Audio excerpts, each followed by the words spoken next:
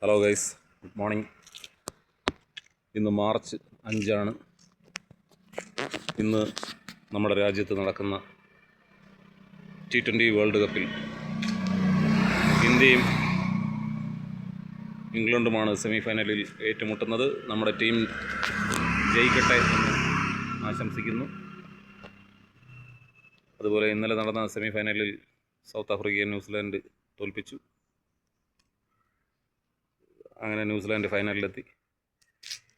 നമ്മൾ ജയിച്ചാൽ ഫൈനലിൽ ന്യൂസിലാൻഡാണ് നമ്മുടെ എതിരാളിയായി വരിക. ഏത് ടീമിനെയും തോൽപ്പിക്കാനുള്ള കപ്പാസിറ്റി നമ്മുടെ ടീമിനുണ്ട്. അത് പലവട്ടം തെളിയിച്ചിട്ടുള്ളതാണ്. കളിക്കാരൊക്കെ പഴയതുപോലെയല്ല, കുറേ കൂടെ പ്രൊഫഷണലായിട്ടുണ്ട്.